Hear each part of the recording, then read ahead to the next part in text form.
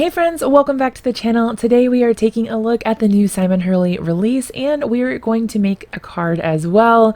Starting out with the new release, jumping right in, we have a new size of stamping foam.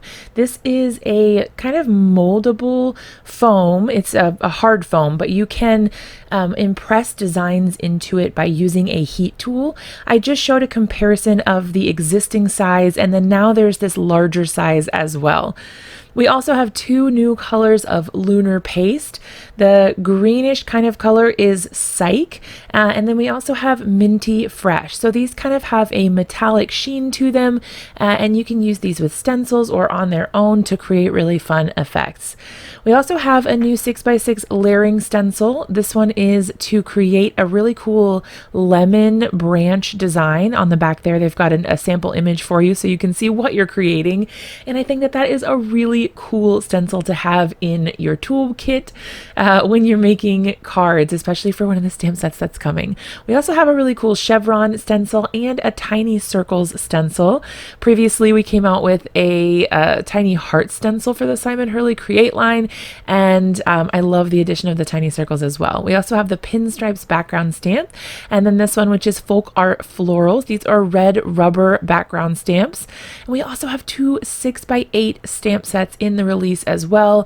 This one is full of lemons and lemon type things, and then we have the pretty peonies as well. I absolutely love this one. I think this might be my favorite that has come out altogether. So now that we've taken a quick look at what is included in the release, I will have everything linked down below for you in case you want to check anything out.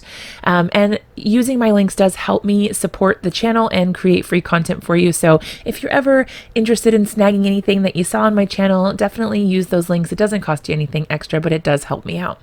Jumping right into the card, we're going to be doing some stamping. I'm using some Archival jet black ink.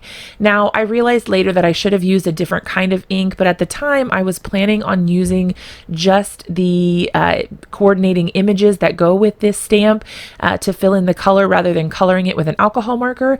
If you're coloring with alcohol markers, you do not want to use Archival ink. It is better for water resistant techniques and things like that. But when you use alcohol markers, it does smudge. So I cut out a mask with some post-it note tape. That's a full sticky post-it note.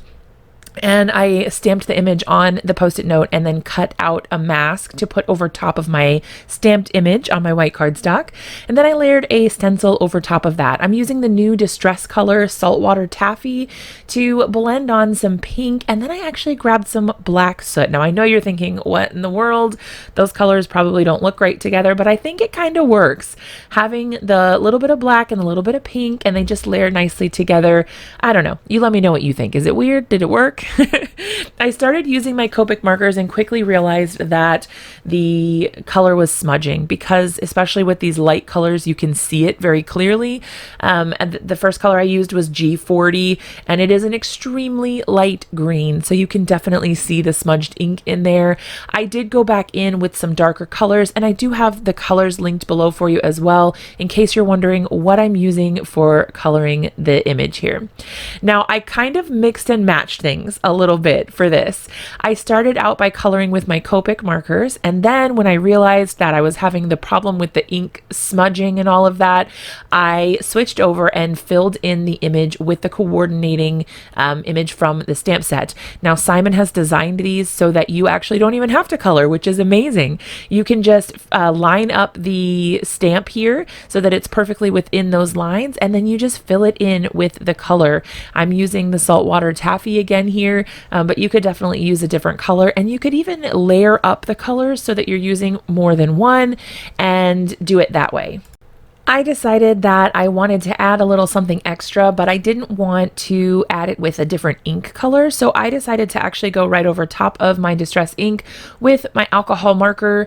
I just used one, and I used the kind of middle color that I had originally planned to color with to create some sort of shadowed lines where there would be a natural shadow where the leaves or the petals kind of overlapped each other. Nothing fancy at all, but it just adds a little bit of depth and dimension where it was a little more flat before.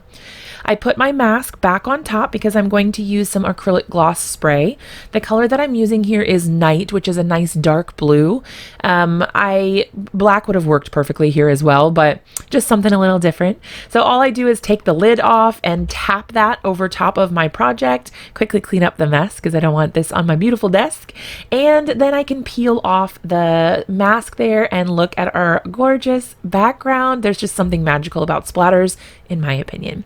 I set that aside, let it dry completely so I didn't smudge any of my acrylic gloss spray. And then I'm adding some foam tape from scrapbook.com. This is a 2-inch strip of craft or foam tape, double-sided adhesive. It's freaking amazing. I love it. And I just love how easy the backer comes off. If you know the struggle with foam tape and how hard it can be to get a backer off sometimes, this stuff is like unicorn foam tape. I decided I wanted a sentiment on my card, so I'm using some black cardstock and I'm going to heat emboss a sentiment here. I am using one of the sentiments from the same stamp set, the Pretty Peonies, and I wanted to just get that nice crisp white look on the black cardstock. So I've stamped that with clear embossing ink. I did treat the surface with anti-static powder first, and then I pour on the embossing powder, tap off the excess, and then I melt that with my heat tool. You can't really see too well. I mean, you can see it a little bit, but there's something magical about the heat embossed technique when the embossing powder melts and you see it change from a powder into that glossy white finished product. I don't know. It's something cool. I trimmed the sentiment strip down and now I'm just figuring out where I'd like to place that. Once I had that all figured out, all I did was use some liquid glue to attach that to the card, and that finished it off. I didn't add a single extra thing and our card is complete. Thank you so much for hanging out with me today. I hope you enjoyed today's card and the new release. Be sure to let me know what you think about it down in the comments below, and I can't wait to see you in another video really soon.